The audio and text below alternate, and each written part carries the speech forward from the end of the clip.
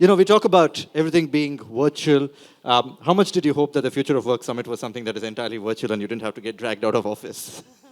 On a scale of 1 to 10, would this have been a better thing virtual? What is your thing about in-person events? Is it something you enjoy? I enjoy, obviously, it's very helpful to get the pulse of the audience. But again, coming from a tech company which is trying to do the most in terms of making these human emotions also show up in our tech tools, we have embedded a lot of emote icons that can come in during the videos, and we are loving it internally, externally, in our live streams. We have a range of emote icons which the audience is actually using and showing their expression even in a large webinar that we are hosting on Meet. So, I mean, we are bridging the gap to a bit, but it's always good to be hybrid and open to do both, I would say. That is true. The first time I saw an emoticon on an email subject line, I had a bit of an existential crisis, wondering that, what is this? I mean, I see this in my chat windows on my phone, and now it's popping up in my email inbox. And it became a culture in itself, in the sense that, and I think a lot of businesses right now are in that place where they too are having a bit of an existential crisis like I did, Henry, like, okay, this is a new generation. And I'm sure at Google, you're probably thinking of already changing things that we haven't yet imagined about. Talk to us, how are you thinking about innovation, and what is the mechanism that goes about, and what is next when it comes to the culture of collaboration for us? Sure. One is Google as a company thrives on innovation. We are a product company, right? So it's very important for us to get our culture right, to get everything that we work around on the tools, we get that right, because it's about people. If we don't have the people, we don't have the great products that we build, and everything starts from there. So thriving on that culture of innovation is very important for us as a company. On top of that, we ourselves have a product, the Google Workspace product, which I'm leading, has innovation in its heart, and it's in its mission and vision as to how do we build in that ethos of innovation in our product platform. So we came up with a mission statement this year, which I think summarizes what we are trying to do really well, and I'll start from there. The mission statement of Google Workspace is, we want to meaningfully connect people to create, build, and grow together. Right. The meaningful part is very important, especially in enterprises, where in this modern era in the post-pandemic era in particular, so many tools are being thrown at employees. How do you make sure adoption happens? How do you really make sure that what the leadership is thinking about usage of technology to improve certain aspects of collaboration, productivity, is it even happening? If you go and ask an employee, is he or she actually adopting all the tools that have been thrown at them? So the meaningful connection is very important. It's not just about deploying a tool and assuming everybody is going to adopt. So we make sure that our products are built and innovated in a way that it actually are more adoptable by the users. And coming from Google, which has today the highest number of billion-plus user apps in the world, I think we will get it right. That is what we genuinely believe. And Gmail, which is a part of the workspace business, is already touching 4 million users. Now, why is it important in the enterprise business? Sometimes our customers ask this question. Right. You talk about innovation and all of that, but you're talking about 4 billion users. They don't have to be the enterprise employees. But at the end of the day, we never taught or trained those 4 billion users to actually use Gmail. It happened on its own. So that's how simple and easy to use, yet effective product that we are trying to build, that even enterprises don't have to spend tons of money and hours on training if they are rolling out our products. So with that in mind, if we get it right, I think innovation will spur. So there are a lot of things we are bringing in the workspace product, which actually starts with the pillar of innovation at the base, the culture of innovation. For example, an open culture, a trusted culture, a culture of real-time feedback to actually get the sense or pulse of the people you're working with. All this is important when you want to build a culture of innovation. A culture of quick learning, getting feedback. A culture of place where you're not scared to raise your hand, you're not scared to participate, equitable participation. So all of this that I'm talking about seems like people ops or HR talks, but actually all of these have its implications in our product itself. And I'll take a couple of examples. Please. So psychological safety, equitable participation in meetings. That is very, very important to thrive a culture of innovation. So we brought in a companion mode in our Google Meet where people can choose to join from wherever they want, in person, in a room like this, or in a webinar. Yep. And you can still participate by raising your hand using a companion mode, even if you're in the room. Because we have realized that hand raise is something that was missed in an in-person room here, right? Where a webinar audience can raise their hand and ask a question in a big town hall. But the people sitting in the room often don't get that opportunity if it's a room full of large number of people. So we came up with the companion mode. So even if you're in the room, you join in your companion mode and you raise your hand through that, and then you actually get to ask the question. So it was that thinking of equitable collaboration that was at the base of this feature. And I could go on, but everything I said actually has its repercussion on how we are building the product and small features that we are bringing in. Another one, again on Meet, because Meet is something we adopted so vastly during pandemic. Yep. People had to take calls from anywhere. Yep. From rooms where they didn't have a work office during the pandemic, versus people who already had a plush office. So for them, it never was a problem. Yep. So how do we make it equitable even for those who don't have an office room, right? And they have to take it from a corner or maybe next to the kitchen or in the kitchen in some places.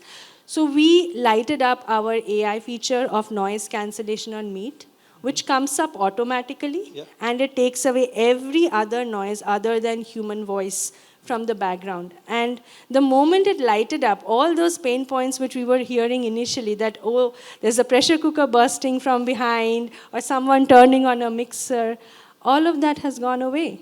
So it is another way of innovating through allowing people to participate and collaborate equitably. I know it was a long-winded No, in response. fact, what you successfully did was something else that I wanted to really chat with you about. And, organizations often complain about change management and building a culture, and you completely just gave us an idea as to how you have embedded, the thinking of your product into businesses so that they're able to adopt it far more simply. And fundamentally, I think what you're doing is that you're giving people something that they can use without thinking too much. And I think that's where the elimination of pain point, and if people know how to do it, you don't have to teach them. And I think that's where your collaboration also automatically comes along with fun features like the companion mode and a few other things. Interestingly, Sumedha, a couple of years back, and I remember 2020, 2021, I heard a lot about security. People were talking about security concerns, work from home concerns. Where are we today? What is the security posture concerns that you are actively dealing with enterprises who come to you and say that, look, I might want to buy your product, but I'm worried about security. Has that problem been sorted out? Is that still a concern at some level? It will be a concern for enterprises always, because there are new threats coming up every day. And there are zero-day attacks. So attacks which were invented today. So that's when I think customers are realizing that no longer can they keep security within their premises and also be security experts while doing their day job, which is not security, right? If I go to a manufacturing customer or I go to an IT services company, their core service is not to provide security, either to themselves or to their customers. So companies have realized that we might as well take support from those organizations who are investing billions of dollars in just to make sure that they keep their products secure, so that just by adopting those products, we are doing much more than what we would have done if we were keeping a perimeter-based security approach. So I think that is the major mindset shift that has happened in the leadership of many organizations, most organizations. And that's where the adoption of cloud native has really spurred.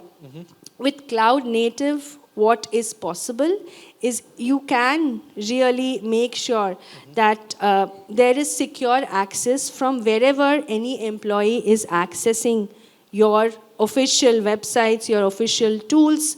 So context-aware access is one example. Again, there are many examples of what all we are building in, as well as all other OEMs who are offering these products in the market are building in.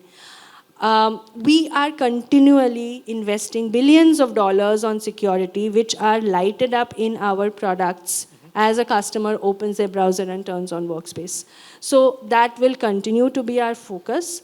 And it needs to be researched and developed on a regular basis, simply because, like I talked about the zero-day malware, there are features we are building in to actually take care of zero-day attacks, to take care of encryption, right? We talk about encryption quite a bit, and now it's so out there that even WhatsApp, in their normal chat, you allow encryption. So we have taken it to the next level with something called client-side encryption, which we are offering as a unique feature. Nobody else is, where not only is it encrypted, but now customers are asking who owns the key to my encryption. Right? So what if the key gets lost? My encrypted data becomes as good as nothing. So now we are actually offering the keys to the customer. That Google doesn't hold the keys, you hold the keys, and you hold the right to encrypt your messages at rest. So these are features we'll continue to bring in. And it will continue to be a focus that cannot, go away, and it will continue to be a concern. And we'll always have to assume that someone is trying to attack and make a breach, and always be prepared. That's all I can say on security. Indeed. And just to wrap up our discussion, Sumeja, what are some of the larger problems that you're still looking to solve when it comes to the future of work? I know the summit is about future of work. So what are some of the bigger question marks which the creative minds are still at it? I think it's the mindset of change management. A lot of people, including me as a user or as an employee, we're all very resistant to change. We have all been used to working in a particular way. And now with the millennial Gen Zs coming into the workforce, they have a very different way of working. And I am telling this not as a millennial or on the Gen Z side, but from the other side. So some of the things that are good about the way they work. And I think we need to be a little more open to change.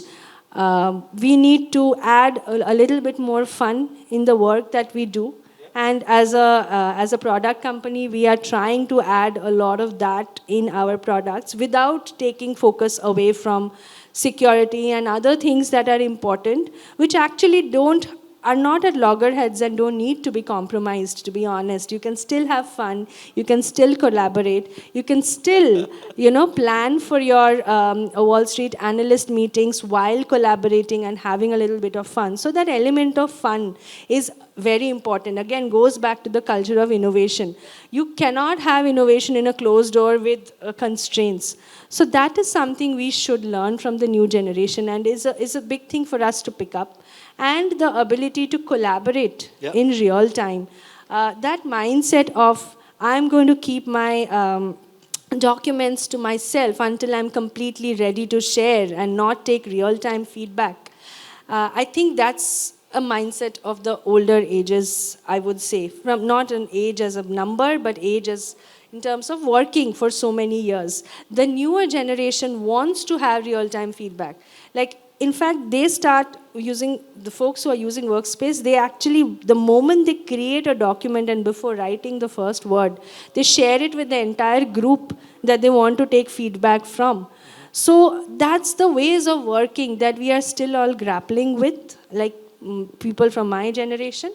And I think there's a lot to learn from that generation, which we need to solve for. So then, even a hybrid mode of work or a remote mode of work will not feel like pain or like an overhead, and it will become fun.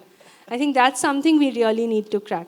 Well, indeed. I think one of the things that I'm happy about when I share a file with older people is that there's version control that's automatically happening. So change the file as much as you want. I know I'm protected because I know there's always a version control. So yeah, that is a lifesaver. So Sumita, thank you so much for joining us here at the Future of Work Summit.